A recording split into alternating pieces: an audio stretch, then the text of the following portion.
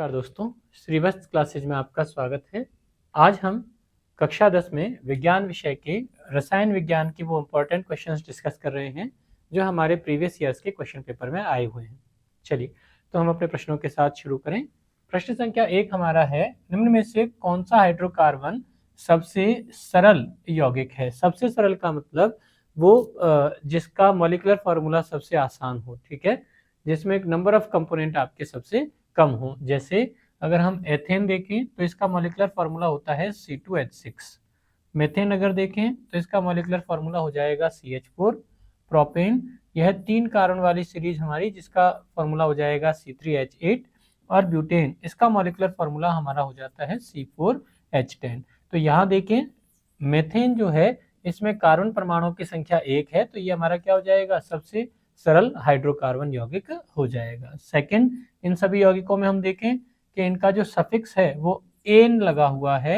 N suffix alkene को represent करता है, और एल्केन यानी वो जिसमें कार्बन परमाणुओं के मध्य में एकल बंध हमारे पाया जाता है। कार्बन परमाणुओं के मध्य में क्या होना चाहिए, एकल बंध अगर है तो इसको हमने नाम दे दिया एल्केन। नेक्स्ट, इसी मेथेन के बारे में हम अगर सीखें तो इस मेथेन को हम मार्श गैस कह देते हैं, क्योंकि यह मार्श यानी दलदल वाली जो भूमि होती है वहां पर पाई जाती है, ठीक है। तो मेथेन सबसे सरल हाइड्रोकार्बन यौगिक हमारा हो जाएगा। और हाइड्रोकार्बन यानी वो यौगिक जिनमें मेनली कार्बन, हाइड्रोजन उपस्थित होती हैं, इनके साथ नाइट्रोजन, फास्फोरस, सल्फर, हैलोजन जैसे एलिमेंट हो भी सकते हैं, लेकिन उनका होना कोई कंपल्शन नहीं है, कोई जरूरी नहीं है। तो हाइड्रोकार्बन है, और हाइड्रोकार्बन में भी सबसे सरल हाइड्रोकार्बन कौन सा, एक कार्बन वाला एल्केन यानी मेथेन हमारा इसका सही उत्तर हो जाएगा। नेक्स्ट देखें अगला प्रश्न, ग्लूकोज के एक अणु में ऑक्सीजन के कितने परमाणु होते हैं। अब देखिए ग्लूकोज ये क्या है, ये हमारा सरल कार्बोहाइड्रेट में से एक होता है, ठीक है। ये हमारा सबसे सरल कार्बोहाइड्रेट है, और सबसे सरल कार्बोहाइड्रेट में भी ये क्या है, मोनोसैकेराइड है। मोनोसैकेराइड यानी वो कार्बोहाइड्रेट जिनका जल अपघटन करवाने पर उनसे छोटी इकाइयों में विघटन नहीं होता। अब ये ग्लूकोज जो है इसके एक अणु में कार्बन परमाणुओं की संख्या होती है 6, हाइड्रोजन परमाणुओं की संख्या हो जाती है 12, और ऑक्सीजन परमाणुओं की संख्या हो जाएगी 6। तो आपसे ऑक्सीजन के कितने परमाणु पूछा हुआ है, तो हम कहेंगे ऑक्सीजन के परमाणु की संख्या कितनी है, 6 यहाँ पर होती है। ऑप्शन नंबर बी इस प्रश्न के लिए हमारा सही उत्तर होगा। दूसरा, अगर हम इस ग्लूकोज की बात करें तो ग्लूकोज को हम दूसरा नाम अगर दें तो इसे हम ग्रेप शुगर या अंगूर से प्राप्त होने वाली शर्करा भी कह सकते हैं, या इसी को ही हम डेक्सट्रोज के नाम से भी जानते हैं, ठीक है। तो ग्लूकोज के नाम से नहीं पूछा जाए, ग्रेप शुगर के नाम से पूछ लिया जाए या डेक्सट्रोज के नाम से पूछ लिया जाए, हम कहेंगे कि ऑक्सीजन परमाणुओं की संख्या 6, हाइड्रोजन परमाणुओं की संख्या 12, और कार्बन परमाणुओं की संख्या क्या हो जाएगी, 6 हो जाती है। That means option number B oxygen परमाणुओं की संख्या 6 करेक्ट आंसर हमारा हो जाएगा। अगला देखें, निम्न में से कौन सा पदार्थ बिना ज्वाला के जलता है। बिना ज्वाला के जलता है ऐसा कौन सा पदार्थ है, तो देखिए मोमबत्ती हो, चाहे कोयला हो, चाहे केरोसिन हो, चाहे मीथेन गैस हो, हम कहें सारे के सारे हमारे क्या है, ज्वलनशील पदार्थ होते हैं। लेकिन मोमबत्ती जो है इसको जलाने पर भी फ्लेम या ज्वाला हमारी बनती है, केरोसिन को जलाने पर भी फ्लेम हमारी बनती है। मीथेन ये गोबर गैस का मेन कंपोनेंट होता है, जिसको जलाने पर भी ज्वाला हमारी आती है।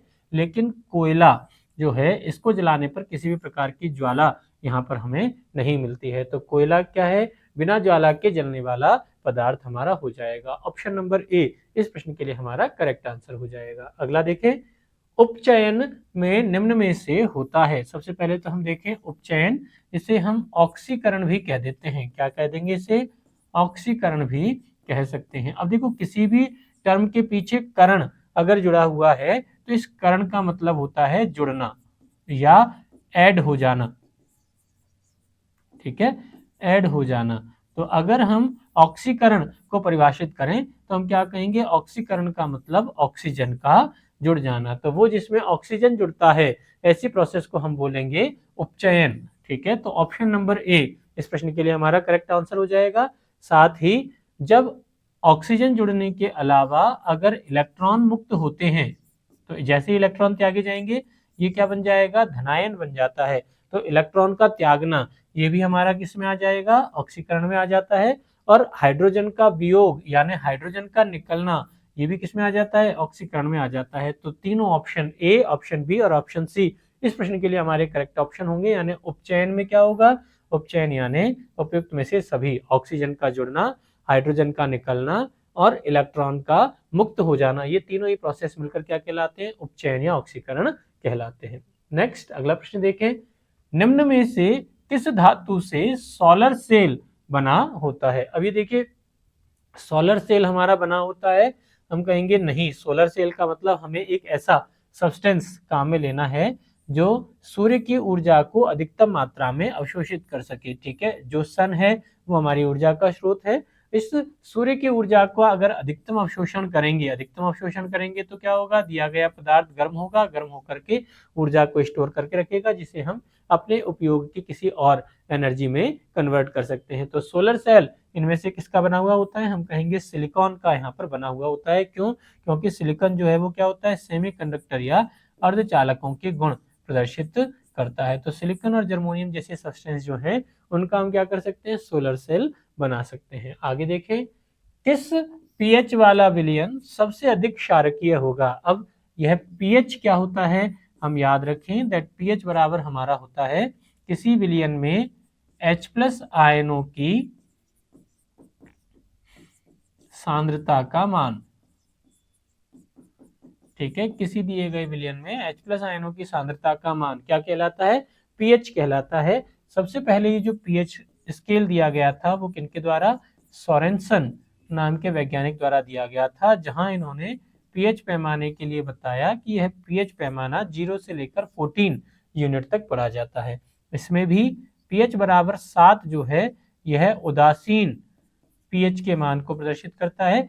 अगर पीएच का मान 7 से 14 की तरफ हम जाएं, 7 से 14 की तरफ हम जाते हैं तो विलयन क्षारीय होगा, और जैसे जैसे पीएच का मान बढ़ता है क्षारकीयता बढ़ती चली जाती है। और अगर पीएच का मान 7 से 0 की तरफ हम जाएं तो विलयन हमारा क्या हो जाएगा, अम्लीय हो जाएगा, और अम्लीयता क्या हो जाएगी, बढ़ती चली जाएगी, और क्षारीयता क्या हो जाएगी, कम होती चली जाएगी। तो देखें क्षारकीय के लिए हमसे पूछा है, हम कहेंगे पीएच बराबर 7 से अधिक वाले जितने भी मान होंगे वो क्षारीय होंगे, और रिस्पेक्टिव 7 से ज्यादा मान बढ़ता चला जाएगा तो क्षारकता बढ़ती चली जाएगी। तो देखो पीएच बराबर 5 ये तो हमारा अम्लीय हो जाएगा, पीएच बराबर 8, 10 और 11 ये तीनों ही क्षारीय विलयन हैं, लेकिन इनमें भी जिसका पीएच मान सबसे ज्यादा होगा उसका क्षारीयता सबसे ज्यादा हो जाएगी। That means option number D इस प्रश्न के लिए हमारा करेक्ट आंसर आ जाएगा। नेक्स्ट देखें, अगला प्रश्न है, जल के वैद्युत अपघटन में कैथोड पर कौन सी गैस मुक्त होती है। तो देखो सबसे पहले तो हम जल लें और इसका इलेक्ट्रोलाइसिस यानी विद्युत अपघटन अगर करवाएं, तो विद्युत अपघटन का मतलब क्या, देखो सबसे पहले तो हम सीखें अपघटन। अपघटन का मतलब होता है टूटना, अपघटन का मतलब क्या होता है, टूटना। और अगर ये टूटना विद्युत की वजह से हो तो इसको अपन विद्युत अपघटन कह लेते थे, यानी विद्युत धारा प्रवाहित करें या विद्युत ऊर्जा की वजह से यह जल का अपने घटक आयनों में या पदार्थों में टूटना क्या कहलाएगा, विद्युत अपघटन कहलाएगा। तो जैसे ही H2 हमारा टूटेगा इससे हमारे पास प्राप्त हो जाएंगे ट्वाइस ऑफ H+ आयन और 1 of oxide ion, 2 mole H+ ion और 1 ऑक्साइड आयन हमें इससे मिल जाता है।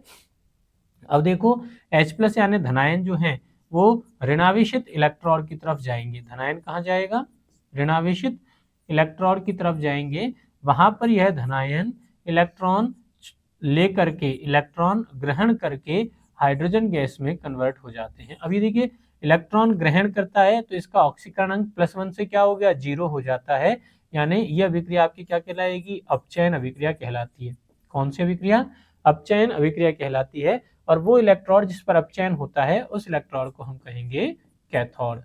ठीक है, क्या कहेंगे हम इसे, कैथोड। तो कैथोड पर कौन सी गैस मुक्त होती है, हाइड्रोजन गैस यहाँ पर मुक्त हो जाती है। ऑप्शन नंबर सी इस प्रश्न के लिए हमारा करेक्ट आंसर होगा। साथ ही हम देखें ऑक्साइड कैसा आयन है, ऋणावेशित है, तो यह धन इलेक्ट्रॉन की तरफ जाएगा, धन इलेक्ट्रॉन की तरफ पहुंच करके यह 2 इलेक्ट्रॉन देगा और 2 इलेक्ट्रॉन मुक्त करके यह ऑक्सीजन गैस में कन्वर्ट हो जाता है। तो धन इलेक्ट्रॉन पर देखिए ऑक्सीजन का क्या हो रहा है, ऑक्सीकरण हो रहा है, और वहां जहां ऑक्सीकरण होता है उस इलेक्ट्रॉन को हम कह देते हैं एनोड। तो एनोड पर कौन सी ऑक्सीजन गैस हमारी मुक्त हो जाती है। ठीक है, प्रश्न का सही उत्तर हमसे कैथोड पूछा हुआ है, इसलिए क्या हो जाएगा, हाइड्रोजन गैस। तो याद रहे, जल का अगर हमें विद्युत अपघटन करवाना है तो हाइड्रोजन मिलेगी कैथोड पर और ऑक्सीजन मिल जाएगी एनोड पर। ऑप्शन नंबर सी हमारे इस प्रश्न का सही आंसर हो जाएगा। अगला देखें, चूना जल का रासायनिक नाम है। अब देखो, चूना है और चूने में हमें क्या मिलाना है, जल मिलाना है। तो ये हमारा चूना, जिसको हम CaO कह देंगे, इसमें हमें जल मिलाना है।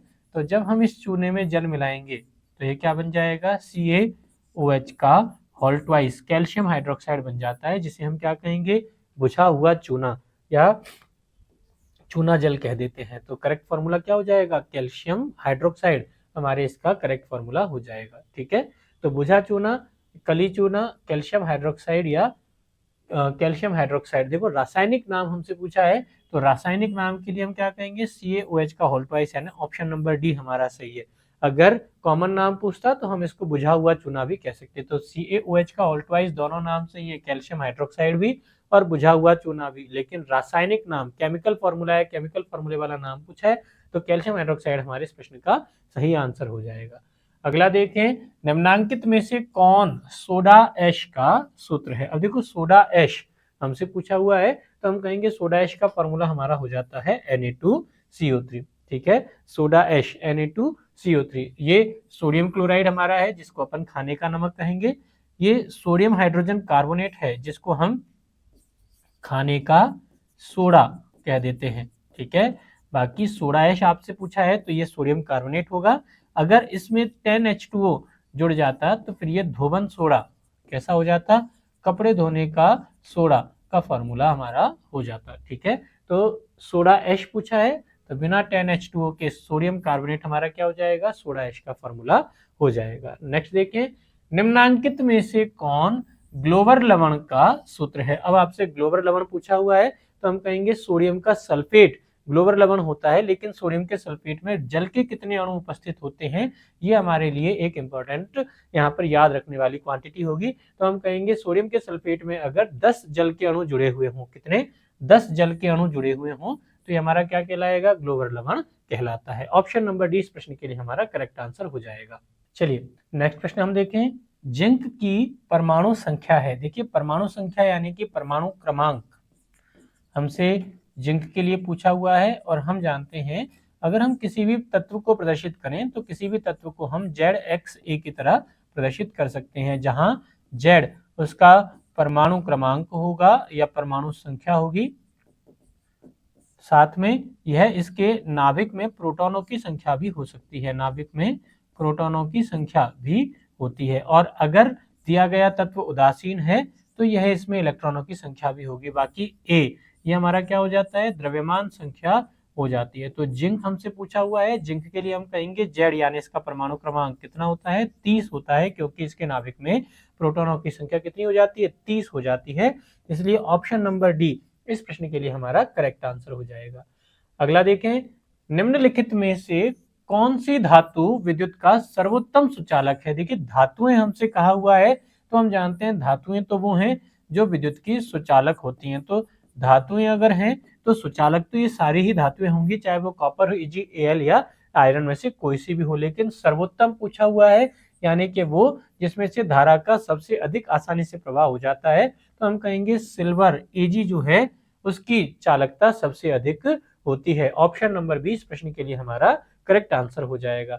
नेक्स्ट अगला प्रश्न देखें, शुद्ध सोना कितने कैरेट का होता है। अभी देखिए, सोने की शुद्धता को मापने के लिए हम एक यूनिट काम में लेते हैं। जब भी आप कभी गोल्ड का अगर रेट देखते हैं या सुनार की दुकान पर जाएं, तो सोने की जो शुद्धता है वो कैरेट में मापी जाती है। अब सोने की शुद्धता को मापने के लिए हम क्या कहेंगे कि सोने की शुद्धता ये 24 कैरेट अगर हम पढ़ें तो 24 कैरेट का मतलब 100% प्योर गोल्ड हमारा हो जाता है। तो सोने की शुद्धता कितने कैरेट का होता है, हम कहेंगे 24 कैरेट यानी 100% शुद्ध सोना हमारा हो जाएगा। जो हमारे ऑर्नामेंट्स बनते हैं, जो हम जनरली आभूषण बनाने के लिए काम में लेते हैं, उसमें हम क्या करेंगे, 22 कैरेट का सोना काम में लेते हैं। 22 कैरेट का मतलब लगभग 91% तक शुद्ध सोना, और उसके साथ में हम अदर जो मेटल है उनको मिला लेते हैं। इन मिलाने से क्या होगा, हम जानते हैं भाई सोना जो है उसकी तन्यता बहुत अधिक होती है, सबसे अधिक होती है, तो इससे बने हुए आभूषण जो होंगे वो ब्रिटल हो जाते हैं, भंगुर होते हैं, आसानी से टूट सकते हैं। उनकी स्ट्रेंथ बढ़ाने के लिए, जिससे वो लंबे समय तक बने रहें, हम क्या करते हैं, सोने में थोड़ी सी इम्प्योरिटी मिला लेते हैं। शुद्ध सोने का कभी भी आभूषण नहीं बनाते। तो जो ऑर्नामेंट बनते हैं वो किसके बनेंगे, 22 कैरेट सोने के बनते हैं। और प्योर गोल्ड या शुद्ध सोना जो होता है वो कौन सा होगा, 24 कैरेट सोना हमारा हो जाता है। नेक्स्ट अगला प्रश्न देखें, निम्नांकित में से कौन से पदार्थ का जलीय विलयन नीले लिटमस को लाल कर देता है। तो जो नीले को लाल करेगा, किसे देखो ध्यान से देखें, नीले को लाल करेगा, ऐसा विलयन हमारा क्या कहलाएगा, अम्ल कहलाएगा। किससे याद रखें, अनिल नाम से हम याद रख सकते हैं। अम्ल वो हैं जो नीले को लाल कर देते हैं। अब अगर अम्ल है तो पीएच पैमाने पर भी हम कह सकते हैं वो विलयन जिनका पीएच मान 7 से कम होता है, ऐसे विलयन आपके क्या कहलाते हैं, अम्लीय विलयन कहलाते हैं। तो ऑप्शन नंबर बी इस प्रश्न का करेक्ट आंसर हो जाएगा। और कौन सा आयन इन विलयनों में उपस्थित होगा, हम कहेंगे वे जो जलीय विलयन में H+ आयन या मोर करेक्ट कहें तो H3O+ आयन देते हैं, क्या कहलाते हैं, अम्ल कहलाते हैं। तो नीले लिटमस को लाल करने वाले पदार्थ क्या हो जाएंगे, अम्ल हो जाएंगे। जो लाल को नीला करे वो हमारा हो जाएगा क्षार। तो ऑप्शन नंबर बी इस प्रश्न के लिए हमारा करेक्ट आंसर हो जाएगा। अगला देखें, सक्रियता श्रेणी में निम्न में से कौन सबसे अधिक क्रियाशील धातु है। अब यहाँ देखो आपको अलग अलग धातुओं का क्रम दिया हुआ है और हम क्रियाशीलता का क्रम के आधार पर जाने कि धातुओं की जो क्रियाशीलता है उनमें सबसे ऊपर आती है लिथियम, उसके बाद में फिर सोडियम, फिर पोटेशियम। ऐसे ही अगर हम आगे चलें तो हमारे पास में कॉपर के बाद में फिर AuHg जैसी धातुएं हमारी यहाँ पर आ जाती हैं। तो चेक कीजिए सबसे ऊपर क्रियाशीलता श्रेणी में कौन सी दिए गए में सोडियम धातु आ जाती है, इसका मतलब इसकी क्रियाशीलता सबसे ज्यादा हो जाएगी। और धातुओं की क्रियाशीलता के क्या मतलब, हम कहेंगे धातुओं की क्रियाशीलता यानी इनके इलेक्ट्रॉन त्याग कर धनायन बनाने का गुण। तो वे धातुएं जो आसानी से इलेक्ट्रॉन त्याग कर धातु धनायन बना लेती हैं क्या होंगी, क्रियाशील धातुएं हो जाएंगी। और सबसे ज्यादा क्रियाशील धातुएं इन दिए गए सभी ऑप्शन में कौन सी, सोडियम धातु हमारी हो जाती है। अगला देखें, निम्नलिखित में से किस धातु को केरोसिन में डुबोकर रखते हैं। क्या यह पारा है, टंगस्टन है, सोडियम है या मैग्नीशियम है। तो हम ध्यान दें, धातुएं जो होती हैं उनकी क्रियाशीलता बहुत अधिक होती है। तो क्या होगा, वायुमंडलीय ऑक्सीजन के साथ में अगर क्रिया करें तो ये धात्विक ऑक्साइड बना लेती हैं। और ये धात्विक ऑक्साइड बनने से क्या होगा, धातु की चमक कम हो जाती है। और कुछ धातुओं की क्रियाशीलता तो इतनी ज्यादा होती है कि वो वायुमंडलीय ऑक्सीजन में खुला छोड़ने पर तेजी से अभिक्रिया करेंगी। और इनकी अभिक्रिया इतनी तेज गति से होती है कि वो धातुएं क्या होंगी, आग पकड़ लेती हैं। तो ऐसी धातुओं को आग पकड़ने से रोकना अगर हमें है तो उसके लिए हमें क्या करना पड़ेगा, धातुओं को वायुमंडलीय ऑक्सीजन से संपर्क बंद करना होगा। और वायुमंडलीय ऑक्सीजन से कांटेक्ट बचाने के लिए क्या करते हैं, धातुओं को हम केरोसिन में डुबोकर रख देते हैं। कौन सी धातु के लिए सही है ऐसा, यह सोडियम धातु के लिए हमारा सही होता है। ठीक है, ऑप्शन नंबर सी इस प्रश्न के लिए हमारा करेक्ट आंसर हो जाएगा। नेक्स्ट अगला प्रश्न देखें, निम्न में से कौन सी अधातु विद्युत का सुचालक होती है। देखिए अधातु हमसे पूछा हुआ है, ध्यान दें, अगर धातु कहता तो हम कहेंगे कि भाई सभी धातुएं जो होती हैं वो विद्युत का सुचालक होती हैं। और अधातु जो हैं, अधातुएं क्या होती हैं, विद्युत की कुचालक होती हैं। तो जनरल प्रॉपर्टी अगर हमसे कहे तो अधातुएं विद्युत की कुचालक है, लेकिन हमसे यहाँ पर सुचालक अधातु के लिए पूछा हुआ है। स्पेसिफिक क्वेश्चन हम याद रखेंगे, ग्रेफाइट ये क्या है, कार्बन का अपर रूप होता है, कार्बन का अपर रूप होता है। और कार्बन के अपर रूप में से हीरा जो है वो विद्युत का कुचालक होता है, लेकिन ग्रेफाइट जो है वो विद्युत का सुचालक होता है। क्यों होता है, क्योंकि ग्रेफाइट में कार्बन की 4 में से 3 संयोजकताएं 3 कार्बन परमाणु द्वारा बंधी जाती हैं, लेकिन इस कार्बन के पास में एक मुक्त इलेक्ट्रॉन उपस्थित है। और इस मुक्त अबंधित इलेक्ट्रॉन की उपस्थिति की वजह से इसमें क्या पाई जाती है, सुचालकता यानी विद्युत धारा प्रवाहित करने का गुण पाया जाता है। तो निम्न में से कौन अधातु अपनी विद्युत की सुचालक है, हम कहेंगे ग्रेफाइट विद्युत की सुचालक अधातु हो जाती है। अगला देखें, अम्ल का जलीय विलयन में निम्नांकित में से कौन उत्पन्न होता है? तो देखो अम्ल के जलीय विलयन की अगर हम बात करें कौन उत्पन्न होगा, हम आर्हेनियस के द्वारा दी गई अम्ल की परिभाषा को अगर याद रखें तो आर्हेनियस वो साइंटिस्ट है जिन्होंने हमें कहा कि किसी दिए गए पदार्थ का जलीय विलयन हम बनाएं और जलीय विलयन में यदि वो H+ आयन या H3O+ आयन मुक्त करे, बात एक ही है, H+ आयन या H3O+ आयन दे तो ऐसा पदार्थ हमारा क्या कहलाता है? अम्ल कहलाता है। क्या कहलाएगा? अम्ल कहलाएगा। अब देखो H+ आयन या प्रोटॉन अगर दे या फिर हम जानते हैं H+ आयन जल के साथ में जुड़ करके क्या बना लेते हैं? H3O+ बना लेते हैं। तो H3O+ आयन अगर दे तो वो हमारा अम्ल कहलाएगा। अब ये H+ आयन क्या है? सिंगल प्रोटॉन होता है और प्रोटॉन की फॉर्म में यह एग्जिस्ट नहीं कर सकता, मुक्त प्रोटॉन कभी एग्जिस्ट नहीं करता, इसलिए H+ आयन क्या करेगा? H3O+ आयन के रूप में पाया जाता है। तो ऑप्शन नंबर सी इस प्रश्न के लिए हमारा करेक्ट आंसर हो जाएगा। अम्ल का जलीय विलयन कौन से आयन देता है? H3O+ आयन देता है। हाइड्रोनियम आयन या H3O+ आयन देता है। अगर कभी ऑप्शन में आपके पास H3O+ आयन नहीं है तो फिर हमें H+ आयन को करेक्ट मानना होगा। ठीक है, तो H3O+ आयन है इसलिए ये हमारा करेक्ट ऑप्शन है, मोर करेक्ट है H3O+ आयन। अगर नहीं होता तो फिर हम H+ आयन को करेक्ट मानकर आगे टिक कर देंगे। ठीक है, नेक्स्ट देखें, अमोनिया के एक अणु में नाइट्रोजन एवं हाइड्रोजन के परमाणुओं का अनुपात है। तो अब हमसे अमोनिया का फॉर्मूला हम जानते हैं, ये होता है हमारा NH3 जिसमें नाइट्रोजन का एक परमाणु हाइड्रोजन के कितने 3 परमाणुओं के साथ में कंबाइंड होता है, यानी नाइट्रोजन और हाइड्रोजन के परमाणुओं का अनुपात कितना हो गया?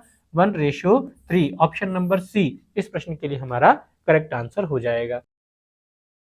अगला देखें, निम्न में से कौन सबल या प्रबल अम्ल है? तो देखो अम्लों की प्रबलता का अगर पूछा है हम कहेंगे वह अम्ल जो आसानी से वियोजित हो जाता है, टूट जाता है और जिसके टूटने से H+ या H3O+ आयन अधिक बनते हैं, उस अम्ल की प्रबलता अधिक होगी। तो यहाँ देखिए हमें हाइड्रोजन के साथ में अलग अलग हैलाइड दिए हुए हैं, चाहे वो HF हो, चाहे वो आयोडाइड हो, चाहे ब्रोमाइड हो, चाहे Cl हो। तो हम जानते हैं कि ऊपर से नीचे जाने पर FCl, Br और I क्रमशः क्या होगा? परमाणु का आकार बढ़ेगा और आकार बढ़ने के साथ साथ बंध की प्रबलता जो है वो कमजोर होती चल जाएगी और जब बंध कमजोर होगा तो उसका वियोजन आसानी से हो जाएगा, यानी HI जो है वो आसानी से टूट जाता है H+ और आयोडाइड आयन में। तो जो आसानी से टूटेगा उससे ज्यादा मात्रा में H+ आयन मिलेंगे और अधिक मात्रा में H+ आयन मिलेंगे तो वो क्या हो जाएगा? प्रबल अम्ल हो जाएगा। तो इन सभी में HI प्रबलतम अम्ल हो जाएगा। ऑप्शन नंबर बी हमारे इस प्रश्न के लिए करेक्ट आंसर होगा। नेक्स्ट देखें, शुद्ध जल का पीएच मान कितना होता है? देखो जल की शुद्धता हमसे पूछी गई है और जल के लिए हम जानते हैं कि जल में H+ आयन और OH- आयन दोनों की मात्रा क्या होती है? बराबर हो जाती है। अब अगर दोनों की मात्रा बराबर होगी तो जल क्या हो जाएगा? उदासीन, और उदासीन का पीएच कितना होता है? उदासीन का पीएच हमारा होता है 7, यानी शुद्ध जल का पीएच कितना हो जाएगा? 7 हो जाएगा। अगर जल का पीएच 0 या 5 है तो वो जल अम्लीय जल होगा, यानी उसमें H+ आयनों की संख्या ज्यादा होगी, और अगर पीएच 14 है तो यह क्षारीय जल होगा, यानी इसमें OH- आयनों की संख्या अधिक होगी। अब शुद्ध जल है, दोनों की संख्या समान है, इसलिए सी ऑप्शन नंबर 7 हमारे इस प्रश्न के लिए करेक्ट आंसर आ जाएगा। अगला देखें, निम्न में से कौन अधातु यानी नॉन मेटल हमसे पूछा हुआ है, तो कौन अधातु है? हम कहेंगे देखिए कॉपर, आयरन और निकल ये तीनों तो हमारी धातुएं होती हैं, तो फास्फोरस भी जो है वो अधातु होती है। देखो अब धातु को अधातु से अगर हम डिफरेंशिएट करें तो धातुएं जो होती हैं वो जनरली सामान्यतः ठोस भौतिक अवस्था में होती हैं, जिनमें धातुओं के समान चमकने का गुण पाया जाता है, जिनमें इलेक्ट्रॉन देने की क्षमता होती है, जिनको खींचकर इनका तार बनाया जा सकता है यानी तन्य होती हैं, जिनको पीटकर इनकी चादर बनाई जा सकती है। ये सारे के सारे गुण होते हैं धातु के। तो अधातुएं क्या होंगी? वो जो जनरली ठोस ना होकर के द्रव या गैस होती हैं, ठीक है, या अगर ठोस भी हैं तो उनमें चमक नहीं पाई जाती। धातुओं में चमकने का गुण होता है, अधातुओं में चमकने का गुण नहीं होता। जो इलेक्ट्रॉन देने की बजाय इलेक्ट्रॉन लेने का काम करें उसे अपन कहेंगे अधातु। ठीक है, तो फास्फोरस हमारी क्या है? अधातु होती है। तो ऑप्शन नंबर ए इस प्रश्न के लिए हमारा करेक्ट आंसर हो जाएगा। अगला देखिए, मेंडलीफ की आवर्त सारणी में वर्गों की संख्या है। देखो सबसे पहले हम याद करें कि मेंडलीफ वो पहले वैज्ञानिक थे जिन्होंने आवर्त सारणी की नींव रखी थी। किसकी? आवर्त सारणी की नींव रखी है। कौन से वैज्ञानिक हैं? पहले वैज्ञानिक हैं। मोजले से पहले जो वैज्ञानिक हुए जिन्होंने आवर्त सारणी के ऊपर काम किया उनका नाम था दिमित्री मेंडलीफ, रशियन साइंटिस्ट थे। उनके बाद में दूसरे साइंटिस्ट हुए मोजले, जिन्होंने मेंडलीफ का जो आवर्तिता नियम था उसमें सुधार करके आधुनिक आवर्त सारणी दी। तो मेंडलीफ ने अपने आवर्तिता नियम में बताया कि तत्वों के जो गुण हैं वो उनके परमाणु भार का फलन होते हैं। अगर हम तत्वों को उनके परमाणु भार के बढ़ते क्रम में व्यवस्थित करें तो समान गुणों वाले तत्वों को हम एक साथ रख सकते हैं। इन्होंने जो आवर्त सारणी दी गई इसमें इन्होंने कुल वर्गों की संख्या रखी थी 8, जो 8 इनके पास में वर्ग होते हैं जो कि हमारे वर्टिकल होते हैं, साथ ही 7 हॉरिजॉन्टल पीरियड या आवर्त इसमें पाए जाते हैं। तो मेंडलीफ की आवर्त सारणी में वर्गों की संख्या कितनी हो जाती है? ऑप्शन नंबर बी, हम कहेंगे वर्गों की कुल संख्या हो जाएगी 8। नेक्स्ट अगला प्रश्न देखें, कार्बन आवर्त सारणी के किस वर्ग का तत्व है? देखो कार्बन का हमारे आधुनिक आवर्त सारणी में स्थान पूछा गया है। तो आधुनिक आवर्त सारणी हमें किसने? हेनरी मोजले नाम के वैज्ञानिक ने दी, जहां इन्होंने आवर्तिता नियम में जो मेंडलीफ के द्वारा दिया गया था उस आवर्तिता नियम में इन्होंने थोड़ा सा सुधार किया और उन्होंने बताया कि तत्वों के जो गुण हैं वो उनके परमाणु क्रमांक, किसका? परमाणु क्रमांक का आवर्ती फलन होते हैं। अब चूंकि ये उनके परमाणु क्रमांक का आवर्ती फलन है, इसके आधार पर मोजले ने आधुनिक आवर्त सारणी दी जिसमें इन्होंने बताया कि वर्गों की संख्या होती है 1 से 18 और हॉरिजॉन्टल पीरियड यानी आवर्तों की संख्या होती है 7। अब इस 18 वर्गों में से भी जो एलिमेंट हमसे पूछा हुआ है वो है कार्बन, और इसे कहाँ? 14वें वर्ग में स्थान दिया गया है, जहां कार्बन के नीचे सिलिकॉन और जर्मेनियम जैसी अर्धचालक पदार्थ भी हमारे आ जाते हैं। तो कार्बन आवर्त सारणी के 14वें वर्ग से बिलोंग करता है। ऑप्शन नंबर डी इस प्रश्न के लिए हमारा करेक्ट आंसर हो जाएगा।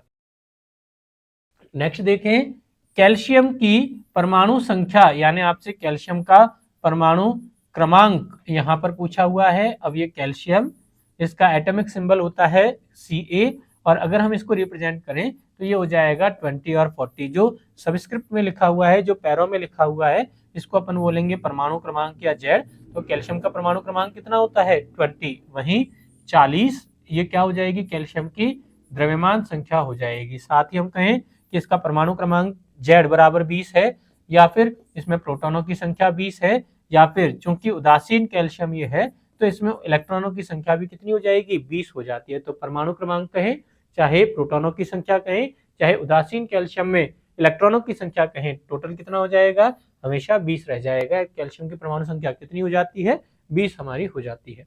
नेक्स्ट अगला प्रश्न देखें, बोरॉन का परमाणु भार कितना है? देखें तो एलिमेंट का सिंबल अगर हम देखें तो ये होता है हमारा ZXa, जहां A ये हमारी होती है द्रव्यमान संख्या, या इसी को ही हम कहेंगे परमाणु भार।